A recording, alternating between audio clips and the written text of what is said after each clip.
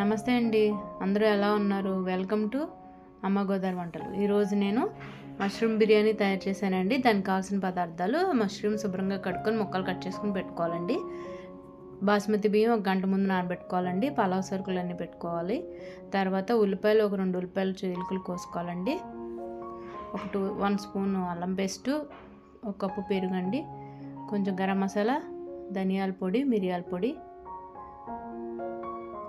తర్వాత గ్యాస్ వెలిగించి కుక్కర్ పెట్టుకోవాలండి. 3 స్పూన్లు ఆయిల్ వేసుకోవాలి. ఈ పలావ్ సరుకులన్నీ వేసేయాలండి అందులో. తర్వాత పచ్చిమిరపకాయలు 4 వేసుకోవాలండి. 1 గ్లాస్ బియ్యానికి చేస్తున్నాను అండి ఇప్పుడు. తర్వాత ఉల్లిపాయలన్నీ వేసేయాలండి. అవన్నీ వేగాలండి, బాగా ఎర్రగా వేగాలండి. బాగా కలుపుకోవాలండి. తర్వాత అవి కూడా వేగాక కొంచెం టమాటాలు వేయాలి, కొంచెం పుదీనా కొత్తిమీర వేయాలి. టమాటా పెద్దదైతే 1 సరిపోద్దండి, చిన్నవి అయితే 2. 1 స్పూన్ అల్లం పేస్ట్ వేయాలి. అల్లం పేస్ట్ మీకు అలా వైట్గానే ఉండాలి, ఎప్పుడు క్రీమీగా ఉండాలంటే మీరు అల్లం పేస్ట్ మిక్సీ వేసేటప్పుడు ఆయిల్ వేసి మిక్సీ వేసుకుంటే మీకు తెల్లగా వస్తుందండి. ఇది ఒక టిప్ అండి. అది కూడా బాగా వేగాక ఈ మష్రూమ్ ముక్కలన్నీ వేసేయాలండి. అవి కూడా బాగా వేగాలండి. తర్వాత ఈ మసాలా పొళ్ళన్నీ వేసేయాలండి. అది కూడా బాగా కలుపుకోవాలి. ఇవన్నీ బాగా వేగాలండి.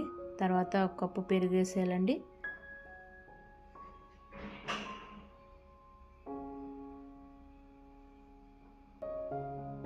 అది కూడా బాగా వేగాలండి, ఆయిల్ బయటకు వచ్చేలాగా.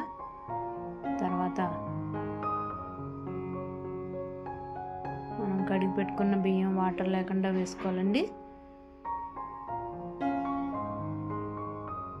బియ్యం వేసుకుని బాగా కలపాలండి.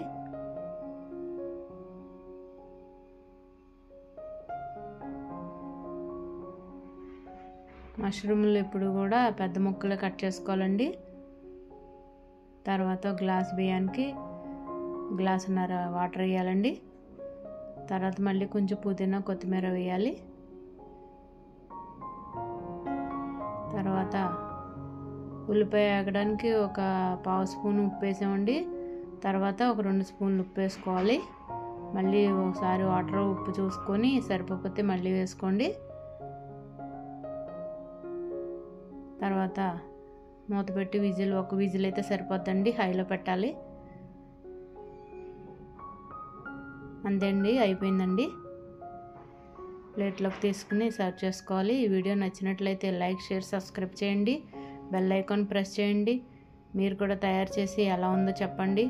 Thank you for watching.